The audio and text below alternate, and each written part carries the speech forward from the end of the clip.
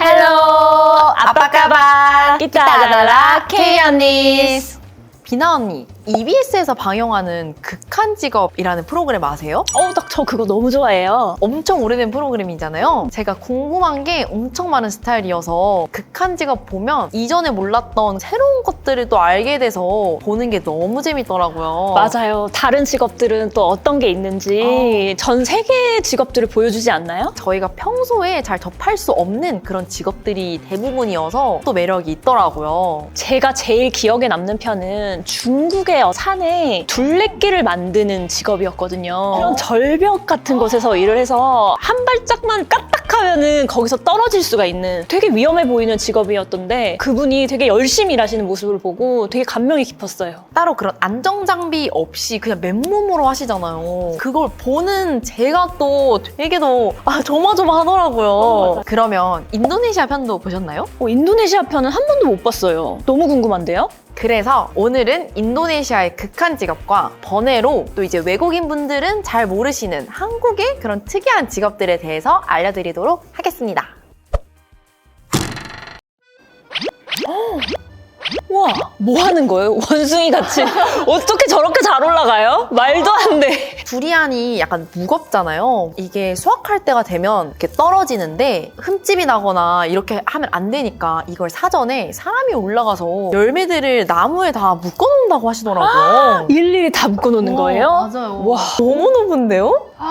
그래도 밧줄에 자기 몸을 묶고 따름의 안정장비가 있네요? 두리안 저게 뭐라고 저렇게까지 하는 거예요? 두리안이 또 과일의 황제라고 하잖아요. 진짜 저 한 번도 안 먹어봤어요. 예전에 어렸을 때 먹어본 기억이 있는데 약간 제 스타일은 아닌 것 같아서 그 이후로는 즐겨 먹지는 않았는데 좋아하시는 분들이 엄청 많더라고요. 달콤한 버터 같다. 아니면은 고구마 같기도 하다. 두리안이요?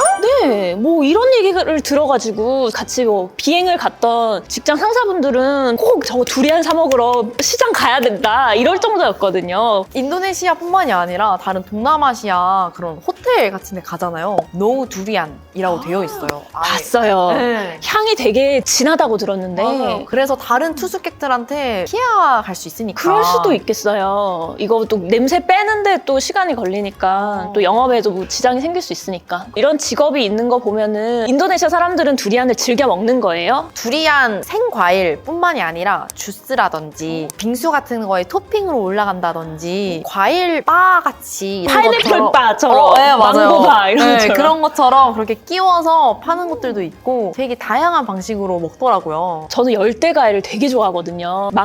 망고스틴, 용과 이런 것도 호텔 가면은 막 먹는데 두리안은 어떤 맛일지 되게 궁금해요. 무슨 과일이 저렇게 커요?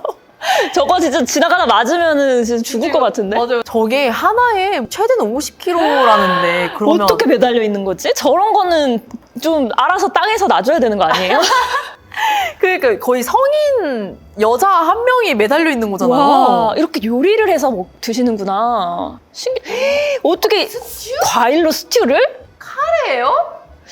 뭔가 우리나라에도 갈비찜이나 불고기 이런 거 할 때 키위나 사과를 갈아 넣는 것처럼 그쵸. 뭔가 단맛을 주고 그런 개념인가? 갈아 넣는 게 아니라 아예 그 통째로 넣는 것 같던데. 그래도 저는 파인애플 피자를 되게 좋아하거든요. 하와이안 피자. 따뜻한 과일에 대한 거부감이 없어서 나름 맛있을 것 같아요. 상큼함을 또 줄 수도 있잖아요. 어떤 맞아요. 한편으로는. 근데 되게 큰 두리안 같은데요? 두리안도 그렇고 잭프루트도 그렇고 자라는 나무가 엄청 되게 크게 자라나 봐요. 그러게요. 와, 저 와. 높이까지? 타고 난 걸까요? 아니면 스킬이 쌓이지 않을까요? 저는 매달리는 것도 5초도 못 하는데 팔의 힘이 엄청 좋아야 할 수 있는 거잖아요. 그러니까 팔이랑 발이 힘이 좋아야 될 것 같고 가벼워야 되고 이거를 위에서 따고 밑에서 받아주는 2인 1조로 움직이신다고 하시더라고요. 진짜 아무나 못하는 직업 같아요. 저희 다음으로 볼 거는 유황광산에서 근무를 하시는 광부들이거든요. 오, 유황이 인도네시아에서 많이 생산이 되나 봐요? 맞아요. 인도네시아가 지금 활화산이 거의 130개 정도 있다고 들었어요. 제일 유명한 게 무라삐 화산이나 이제 브루모 화산. 그 한국에서도 그 여행 유튜브 크리에이터 분들 있잖아요. 빠니보틀이나 곽튜브 분들도 인도네시아 가셔가지고 화산 올라가서 머드팩 하시고 계란살 막 먹고 본 것 같아요. 그걸 하시더라고요. 화산이 폭발할까 봐 저는 무서울 것 같은데 괜찮나요? 저희가 갈 수 있는 관광지는 되게 오랫동안 쉬어있는 휴화산 정도구나. 그래서 그렇게 크게 위험하진 않는데 그래도 지금 보글보글 뭐가 지금 연기가 나고 있는 그런 모습이 보이는데 안전 불감증 있으신가요? 불감증이 아니라 안전 염려증? 건강 염려증. 근데 저기에서 유황은 도대체 어떻게 채취하는 거예요? 액체로 있는 거예요? 아니면 돌덩이로 있는 거예요? 액체인데 나오면서 굳는다고 하더라고요. 저기 굳어 있는 거예요. 세막대기 같은 걸로 쳐가지고 저걸 떼어서 가시더라고요. 일단은 화산까지 가야 되고 그리고 저 뜨거운 열기 냄새가 좀 심할 것 같은데 이것도 되게 힘든 직업일 것 같아요. 몸에도 되게 안 좋잖아요. 저 가스를 계속 마시는 것 자체가. 그러면 유황 이걸로 또 어떤 상품을 만들어서 파는 건가요? 인도네시아에서? 유황이 필요한 그런 제품들이 있다고 하더라고요. 일단 설탕, 화장품. 화장품에 유황이 들어가요? 네, 그렇다고 하더라고요. 이 여기에 들어가는 이제 주 재료이기 때문에 이렇게 채취를 해서 부순 다음에 녹여서 각국으로 수출을 한다고 하더라고요. 보기만 해도 제가 숨이 다 막히는데요. 일단은 너무 더울 것 같아요.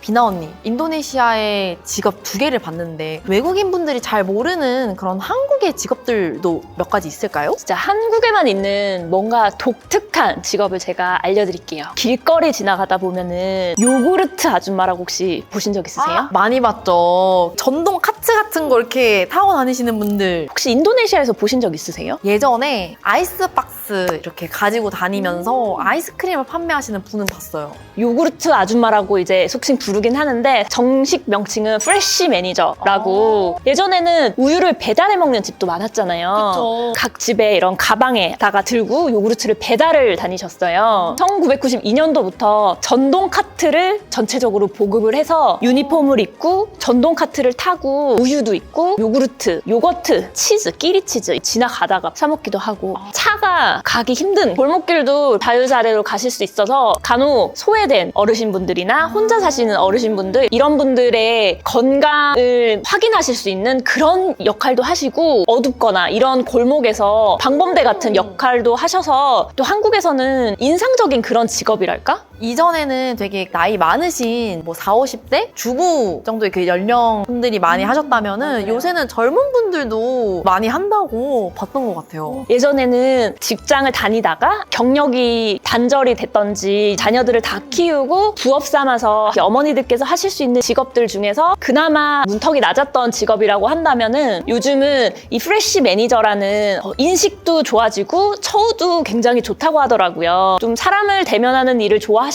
이렇게 사무실에 앉아 있는 거를 이렇게 힘들어 하시는 그런 요즘 좀 젊은 여성분들은 이 직업을 지원을 해서 만족도도 되게 높다고 하더라고요. 택배 어떻게 받으세요?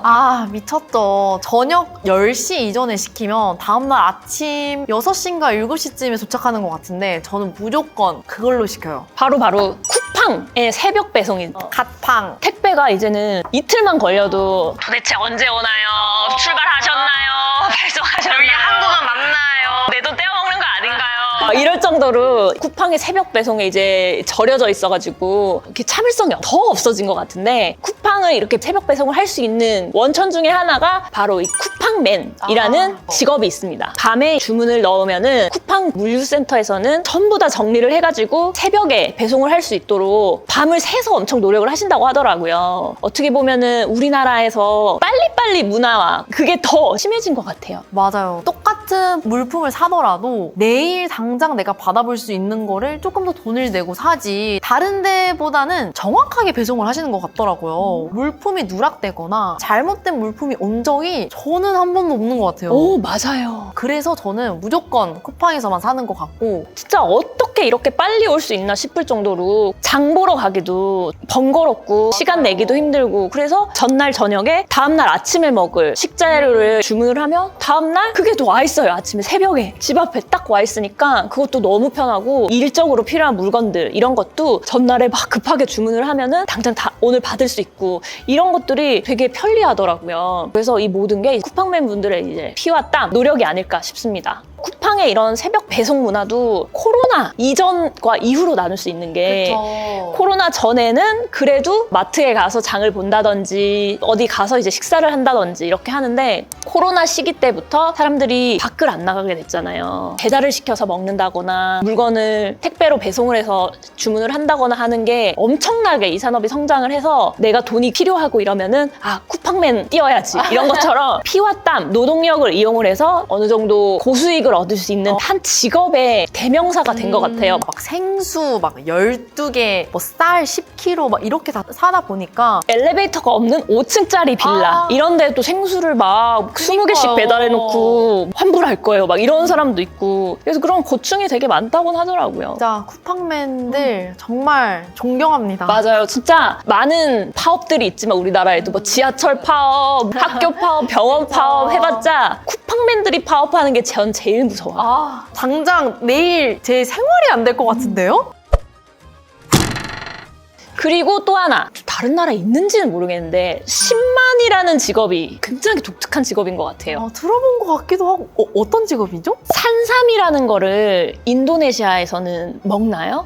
산삼은 먹어본 기억이 없는 것 같아요. 산삼은 한국에서는 굉장히 귀하디 귀한 약초라고 하거든요. 이거를 먹으면 죽었던 사람도 다시 일어날 수 있다 할 약간 정도로 원교회복. 옛날 한국에서는 신만이가 이 산삼을 발견해서 하나를 캐면은 임금님한테 그 정도예요? 진상을 할 정도로 그러면은 이 집안은 엄청난 직책을 준다거나 이럴 정도로 굉장한 값진 약초거든요. 근데 그만큼 신만이도 평생에 한 번도 산삼을 구하지를 못할 때가 있어요. 그렇게 열심히 이제 산을 타면서 뭐 다른 약초나 뭐 이런 거를 또 캘 수는 있는데 산삼을 캔다는 거는 은덕을 쌓았다라고 할 정도로 귀한 약초기 때문에 그러면 요즘 세상에 밭에다가 뿌려서 팔면 안 되냐 할 수 있잖아요. 그렇게 만든 게 이제 인삼.